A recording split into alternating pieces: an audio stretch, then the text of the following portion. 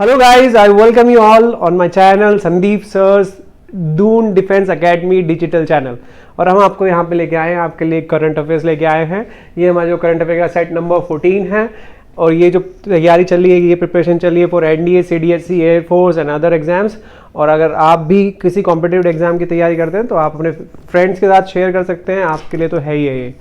और I hope कि आप इससे नोट्स प्रिपेयर कर रहे होंगे और आप फिर हम इसे पढ़ते हैं। ठीक है, नोट्स प्रिपेयर करना जरूरी है क्योंकि एग्जाम से पहले रिवीजन नहीं हुआ तो वो जीरो है। कभी आप सोचो आप आज पढ़ोगे और आपको हमेशा याद रह जाएगा, तो ऐसा तो कोई नहीं होता। तो इसलिए आपको रिवाइज करना पड़ता है।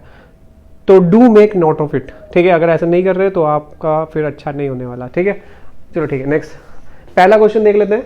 हमारा जो पहला क्वेश्चन है, which Indian city has been added to UNESCO's creative cities network in literature category. किस भारतीय शहर को यूनेस्को क्रिएटिव सिटीज नेटवर्क साहित्य श्रेणी में जोड़ा गया है? तो देखो, यूनेस्को आपको बताइए, यूनेस्को इज एन ऑर्गेनाइजेशन जो यूएन से बिलोंग करती है। इसका जो हेडक्वार्टर है इट इज़ इन पेरिस।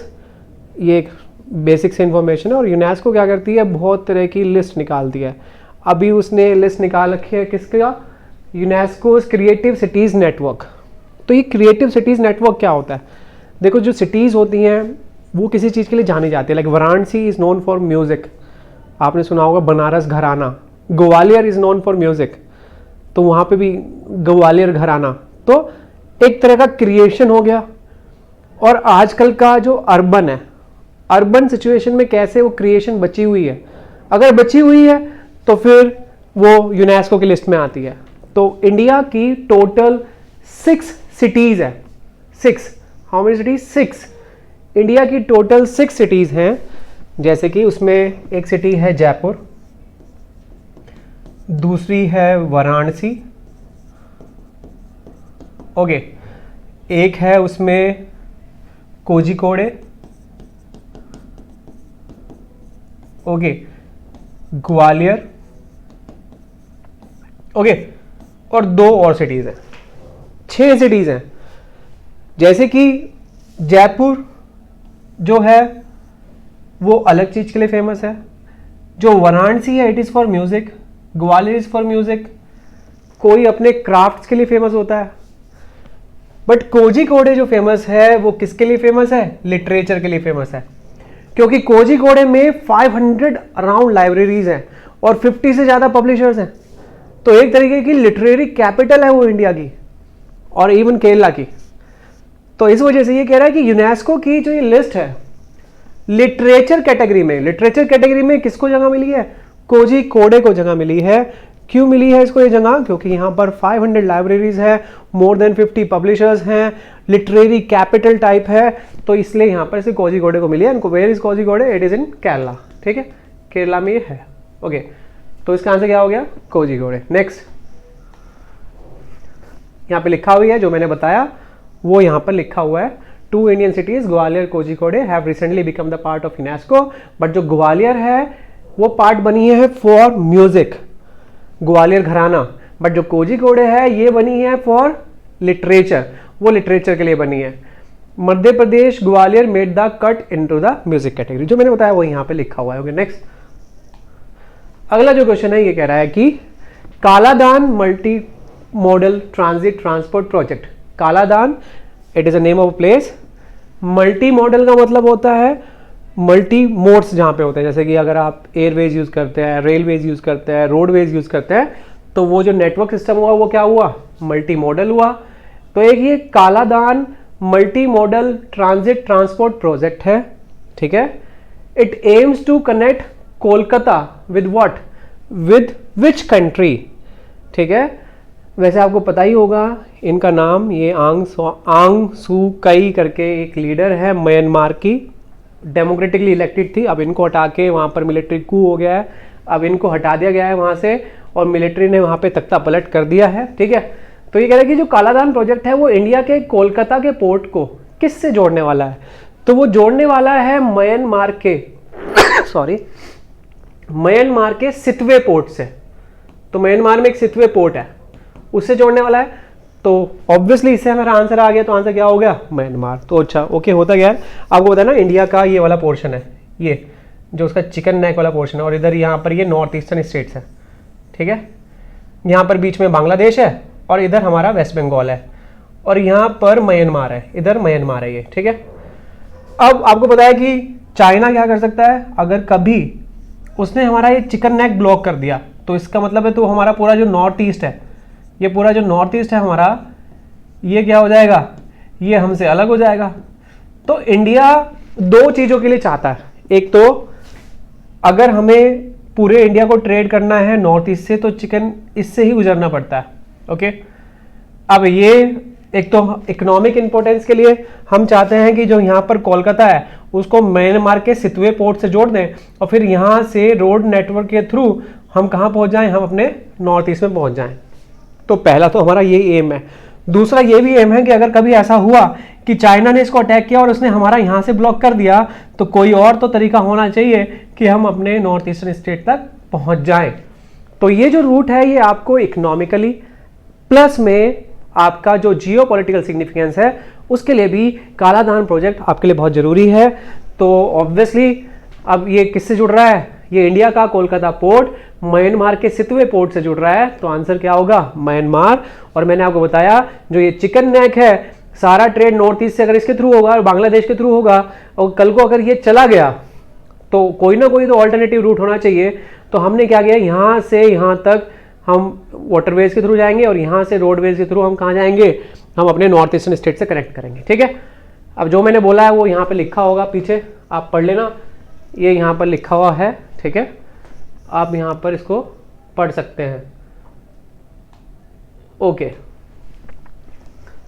चलो ठीक है, नेक्स्ट अपना नेक्स्ट क्वेश्चन देख लेते हैं। ये कह रहा है कि देखो दिस इज लेवेंडर, एक तरह का फूल होता है।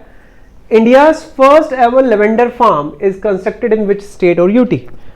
तो फर्स्ट एवर एक लेवेंडर फार्म बनाया जा रहा है इंडिया में, ओके। और जो लेवेंडर है ये थोड़ा सा हिली एरियाज में ही हो सकता है, तो ऑब्वियसली यूपी में तो हो नहीं पाएगा, थोड़ा सा हिली एरियाज में होगा।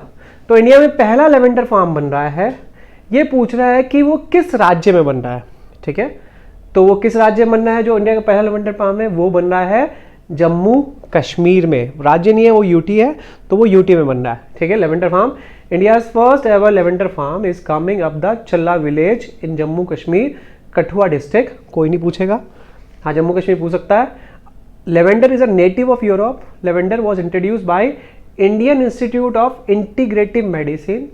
इस इंस्टीट्यूट ने यहाँ पर ये इसको इंट्रोड्यूस किया है in the temperate region of Jammu Kashmir. आपको पता ही है टेम्परेट रीजन क्या होता है, थोड़ा सा कोल्डर रीजन होता है।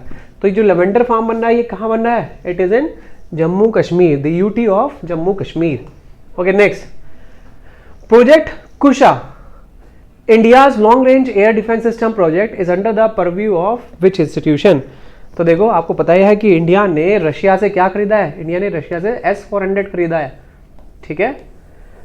और इसे खरीदना ये मल्टी बिलियन डॉलर डील है और इंडिया की रिक्वायरमेंट इतनी नहीं है जितने हमें ये S-400 आए हैं, उससे ज़्यादा हमारी रिक्वायरमेंट है। तो सिर्फ इतने से अगर आप क्या करोगे, कल को भी आपकी रिक्वायरमेंट और बढ़ेगी।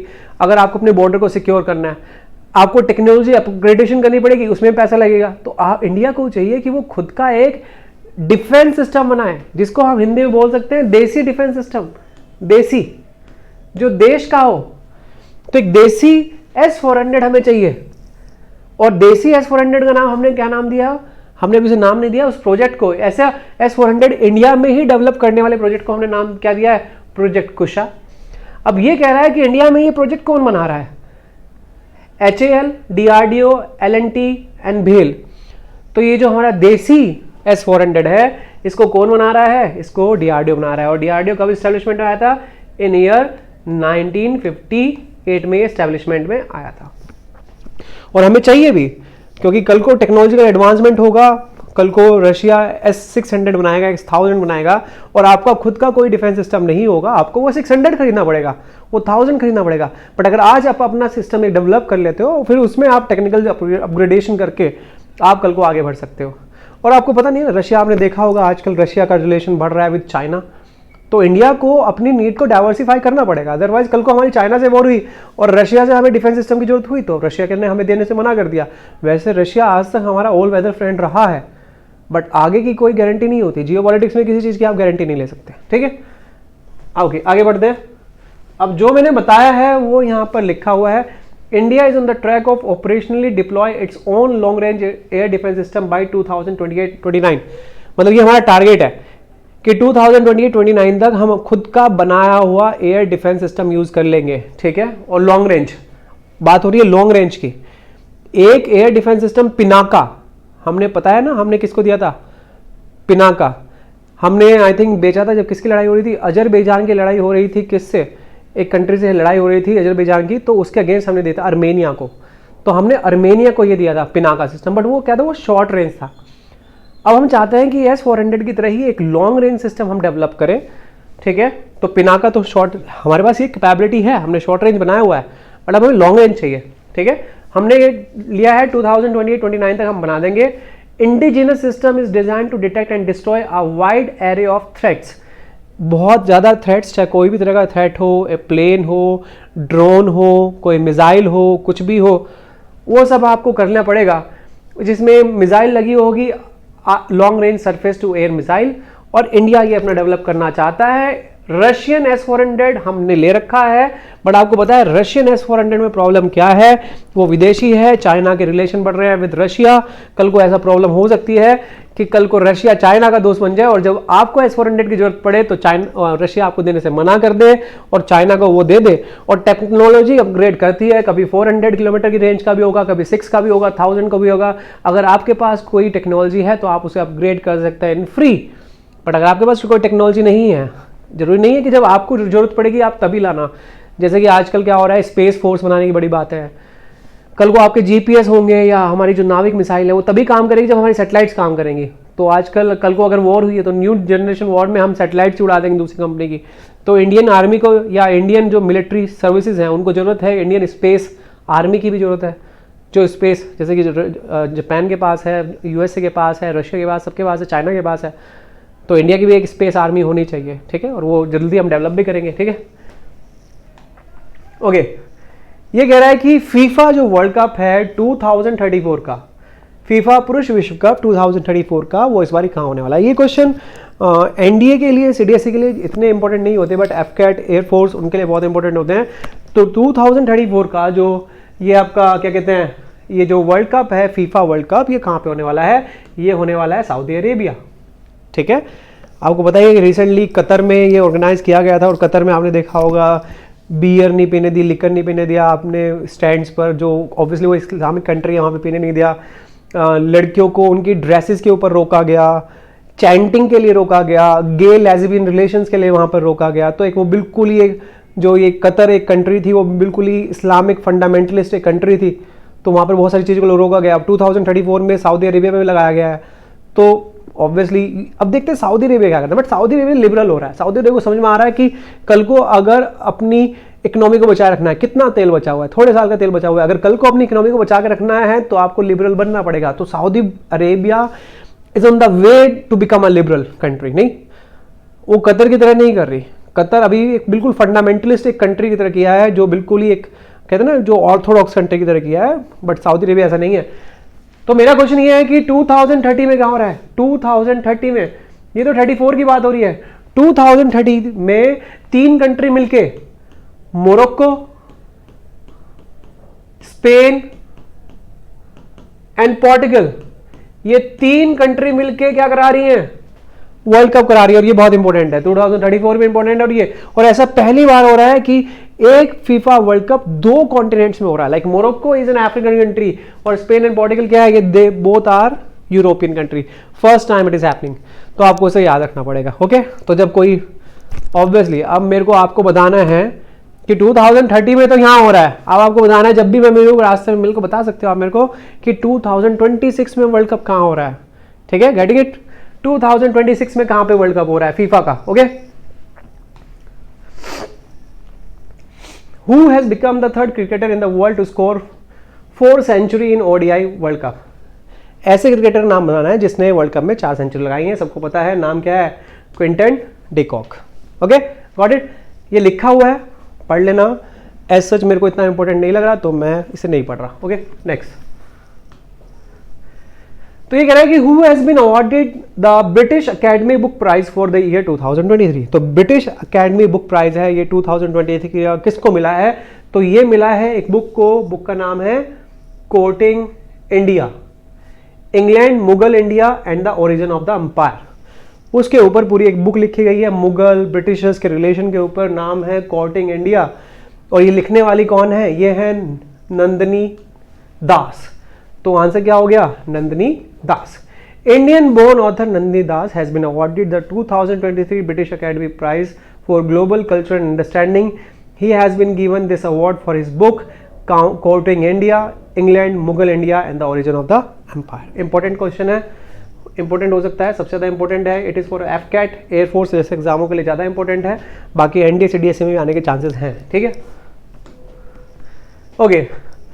अगेन क्रिकेट लवर की कंट्री है, हमें ये पता ही है कि वानखेड़े में सचिन का जो होम ग्राउंड है या जो उनका होम स्टेट है, वहाँ का एक ग्राउंड है वानखेड़े, वहाँ पर सचिन का स्टैचू लगाया गया है। और ये स्टैचू किसका बना है? ये ब्रॉन्ज स्टैचू है। और ये कह रहा है कि कहाँ लगा है, ये कहाँ लगा है? ये हम आंखें बंद करके कहाँ लगा देंगे? वानखेड़े स्टेडियम में लगा है। और ये थोड़ा सा लेस इंपॉर्टेंट क्वेश्चन है, इतना ज़्यादा नहीं है, बट फिर भी ये तो याद ही है, क्या ही करना हो रहा है।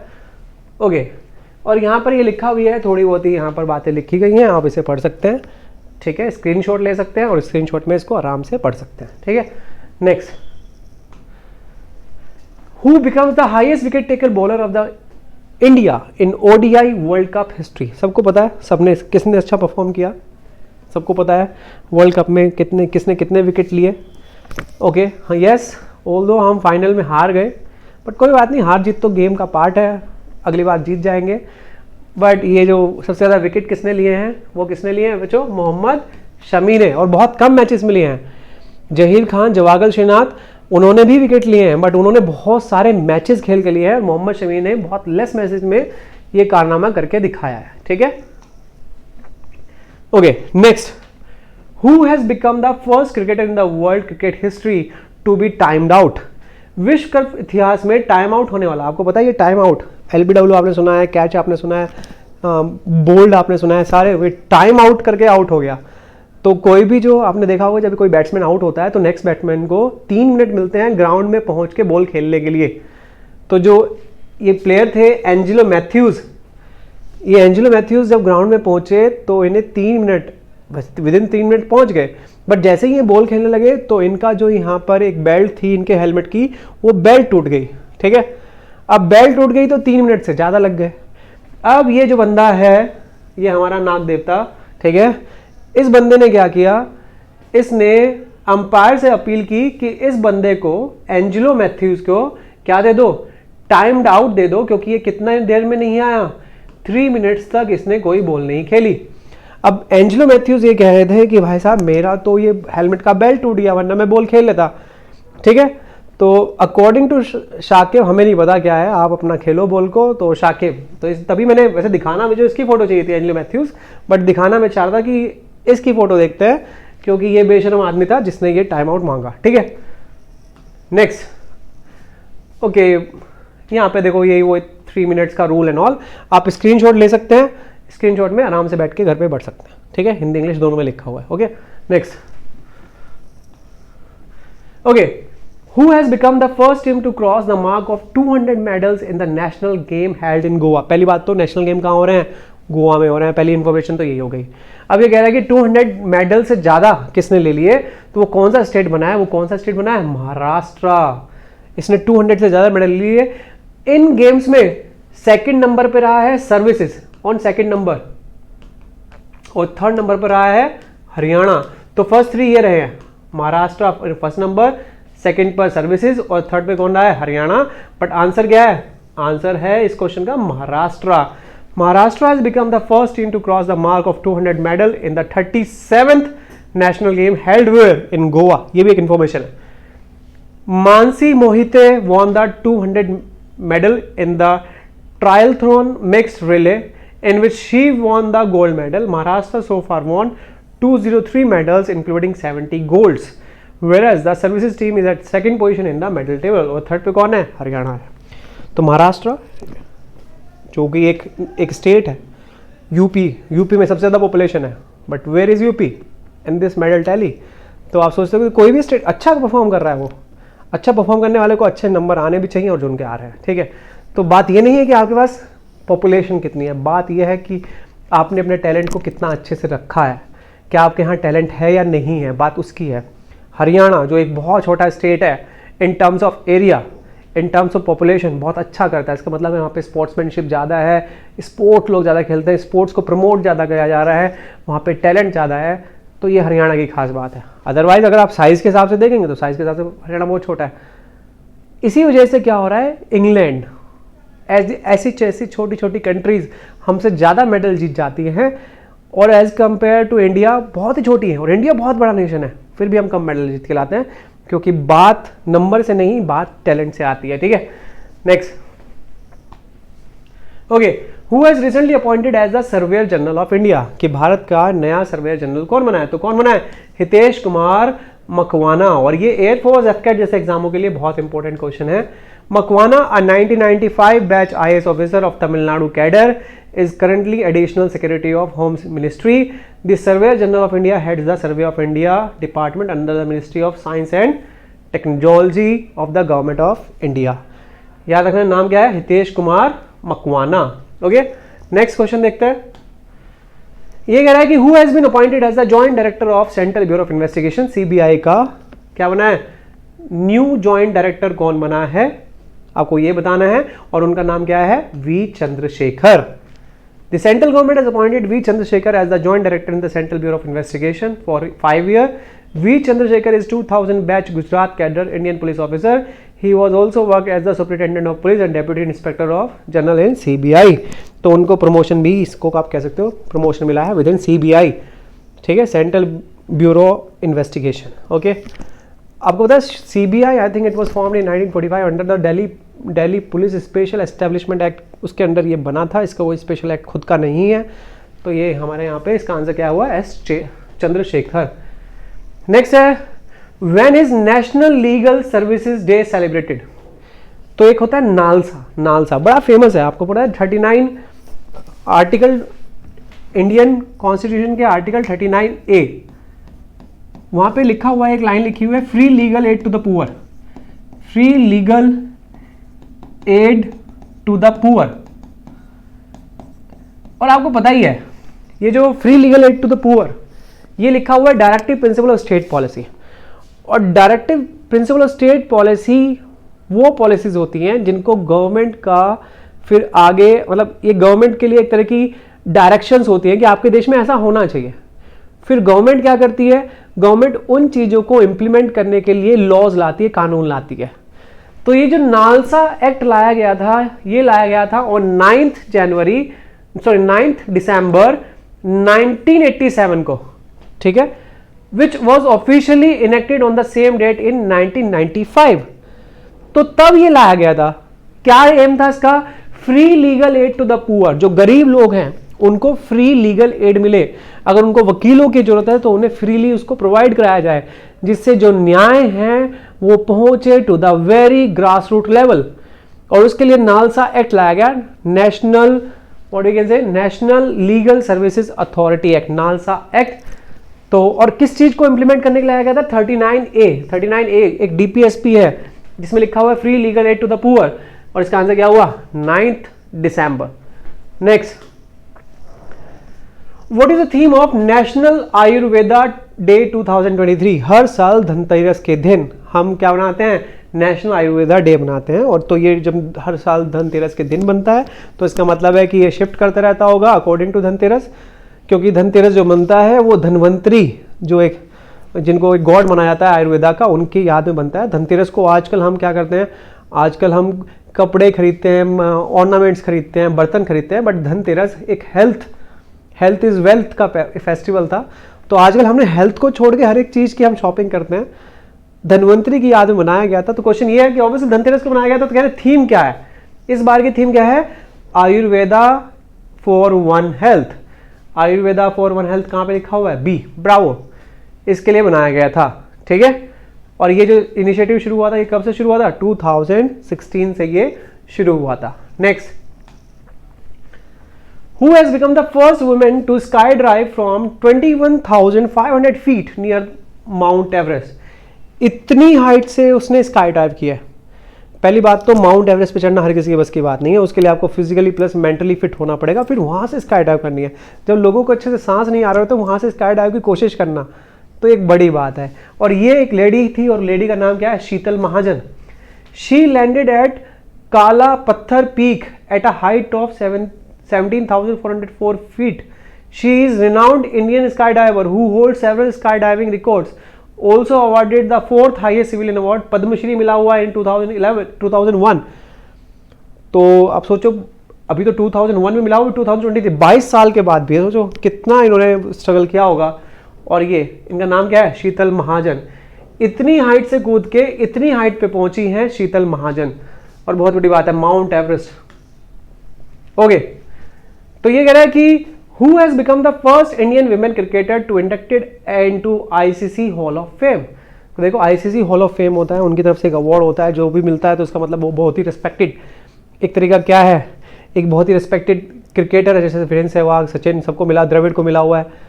तो पहली बार क्या हो रहा है? पहली बार किसी फीमेल क्रिकेटर को मिल रहा है। तो ये पूछा कौन है वो फीमेल क्रिकेटर? उनका नाम है डायना एदुलजी।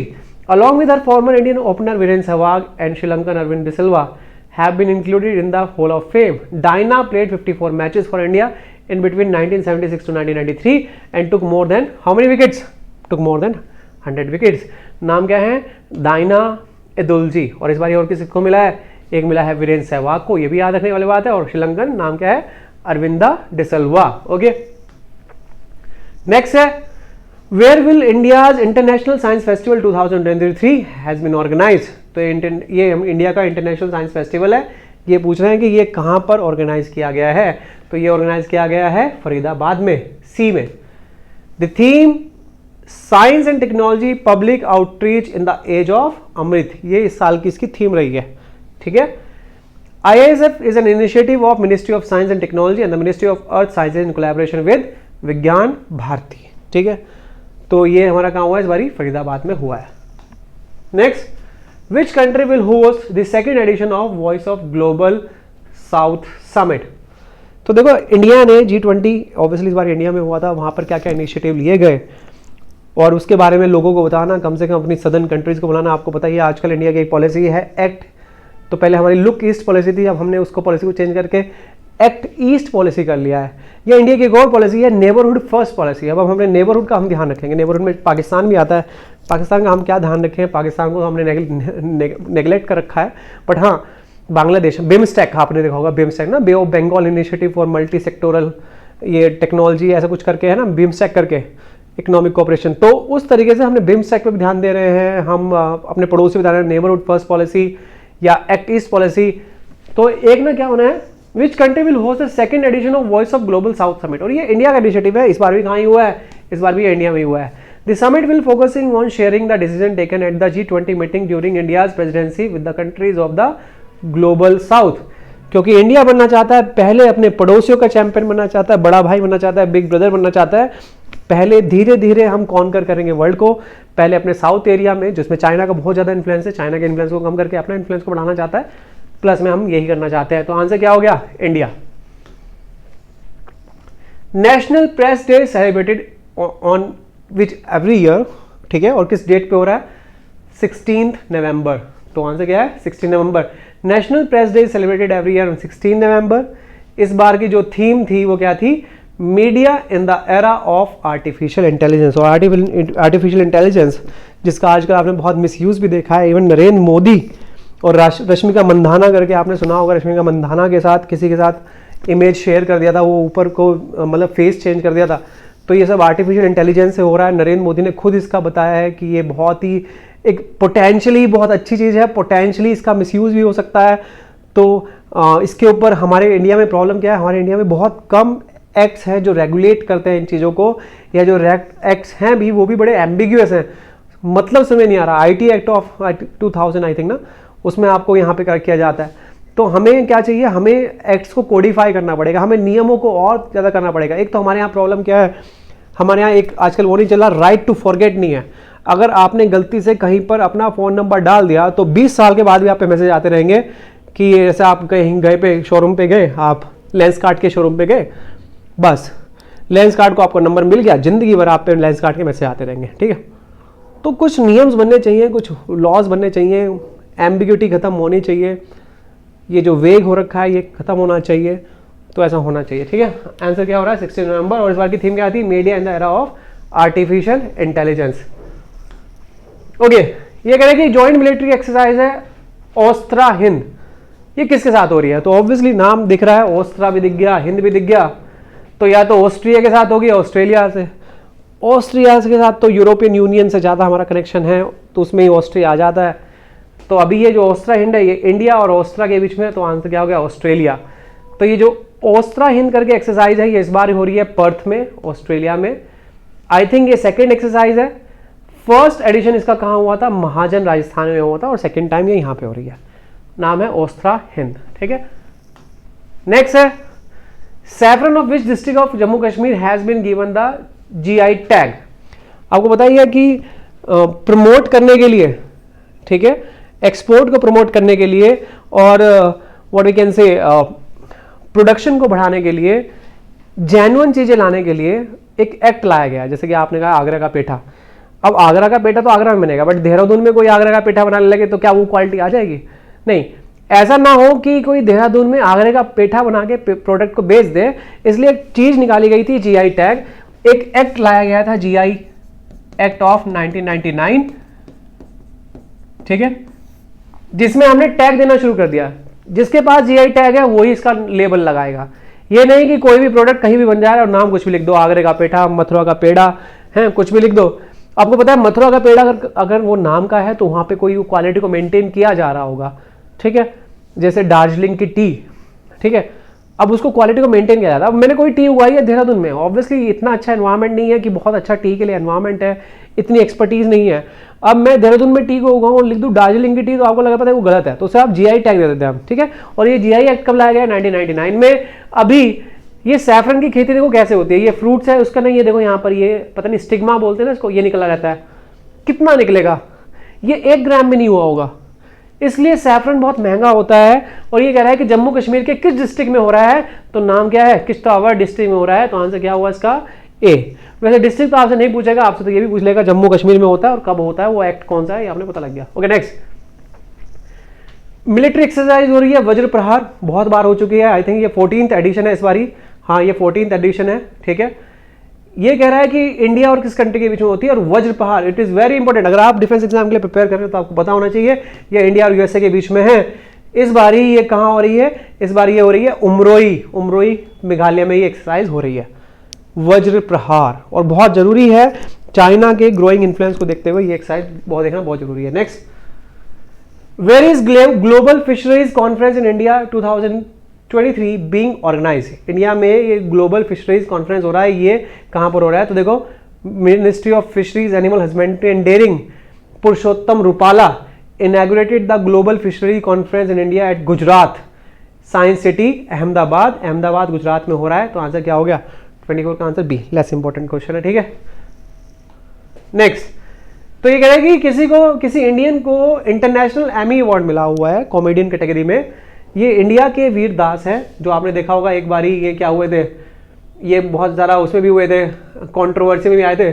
जैसे इन्होंने बोला था कि आई बिलोंग टू 2 इंडियाज़, ऐसा कुछ इन्होंने एक स्पीच दी थी, आई बिलोंग टू 2 इंडियाज़, जहाँ पर एक तरफ हम पूछते हैं गर्ल्स को एज अ गॉडेस, और दूसरी साइड हमारे पर रेप के केसेस बहुत ज़्यादा है। तब इनकी बहुत कंट्रोवर्सी हुई थी कि इन्होंने ये जो कोरिलेशन बिठाया था यहाँ पे रेप्स में एंड उसमें, ठीक है, तो बहुत कंट्रोवर्सी में आए थे। और इनको इस बार क्या मिला हुआ है, वीर दास को ये प्राइज मिला हुआ है, एमी अवार्ड, नाम क्या है वीर दास, ये इंडियन है और आपने इसको जरूर देखा होगा, ठीक है। नेक्स्ट, ये यहाँ पर आप लिखा हुआ है, आप स्क्रीनशॉट ले सकते हैं, आप इसे आराम से पढ़ सकते हैं। मेरे को लगता नहीं इतना पढ़ने लग गया तो मैंने छोड़ दिया इसका। Which team won the title of ICC man cricket world cup. बस कितने जख्म हरे करेंगे हम अपनी बार, इसका आंसर बताना मैं नहीं चाहता हूँ किस टीम ने जीता। आई विश कि मैं इंडिया का नाम देता, बट क्या लेना पड़ेगा, ऑस्ट्रेलिया, और हराया किसको, इंडिया को हराया, ठीक है। इसने इस क्वेश्चन ने जख्म हरे कर दिए हमारे, ठीक है। नेक्स्ट, और आपने देखा ना आजकल T20 मैच चल रहा है, जो T20 मैच में जब हमारे वाले सिक्सर मारते हैं ना, 4 मारते हैं, मेरे दिल में चोट लगती है। मैंने कहा 1-2 सिक्सर वहाँ मार देते तो क्या पता हम फाइनल जीत जाते। Okay, next, who has been awarded the Indira Gandhi peace prize? Indira Gandhi peace prize से किसको नवाजा गया है?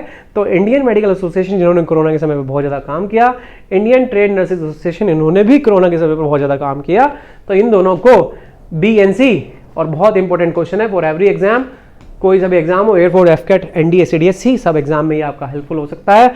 इस क्वेश्चन को अच्छे से याद कर लेना, आंसर है इसका दिख गया। Okay, the prestigious Indira Gandhi peace prize for Disarmament and Development of year 2022 was jointly awarded to IMA and ITNA. This award is a tribute of tireless effort of COVID-19 warriors. बहुत इंपॉर्टेंट है, इस पर याद रखना। और ये इंदिरा गांधी पीस प्राइज है, ये किस ईयर में शुरू हुआ था? ये 1986 ईयर में शुरू हुआ था। Okay, next 28 question, 72nd Miss Universe Sheynnis Palacios is from which country? जैसे कि आपको इनकी इमेज दिख रही है और कंट्री का नाम भी दिख रहा है, नाम क्या है? निकरकेगुआ। ये सेंट्रल अमेरिकन कंट्री है। सेंट्रल अमेरिकन वैसे कोई कॉन्टिनेंट नहीं होता, बट जो नॉर्थ अमेरिका साउथ अमेरिका के बीच में जो इस्थुमस है, इधर ना ये नॉर्थ अमेरिका है और ये नीचे साउथ अमेरिका है, इसके बीच में एक नैरो स्ट्रिप ऑफ लैंड है जिसके क्या बोलते हैं? इस्थुमस। यहीं पर एक कंट्री है निकरकेगुआ, वहां से ये बिलोंग करती है। इतनी कंट्री है कि आपको वर्ल्ड मैप पे दिखे हुई नहीं, इसने सबको हरा के इसने किया है। इसका आंसर क्या है? Nicaragua. Okay, the joint military exercise Mitra Shakti, ये किस कंट्री के साथ हो रही है? मित्र शक्ति किसके साथ हो रही है? श्रीलंका के साथ हो रही है। Exercise Mitra Shakti is being organised in Pune, India, और is being represented namely by soldier of Maratha light infantry, और इस बार हमारे साइड से ये जा रहा है। ठीक है, and last question, LUPEX is a joint effort between the Indian space research organisation and Vicks. एक ल्यूपेक्स एक ऑर्गेनाइजेशन, एक ये मिशन भेजा गया है ऑन मून। ये कह रहा है कि इसरो, और किसका मिशन है? ये जाक्सा का मिशन है। जाक्सा क्या है? जापानीज एरोनॉटिक लिमिटेड, एक वो जो उनका जो एक स्पेस ऑर्गेनाइजेशन है उसके बीच में, तो इसका आंसर हो गया जाक्सा। ठीक है, आई होप आपको ये करंट अफेयर सेशन अच्छा लगा होगा। ठीक है, यहाँ पर ये लिखा हो भी, आप पढ़ सकते हैं। आपको करंट अफेयर सेशन अच्छा लगा होगा और आपने इसके नोट्स बना रहे होंगे, आपके एग्जाम में बहुत हेल्पफुल करने वाला है, आपका हेल्प करने वाला है, सॉरी। और बस I wish you all the best for your exams, और ऐसे ही पढ़ते रहिए। जय हिंद, जय Bharat. Kindly subscribe D-Day YouTube channel and don't forget to press bell icon.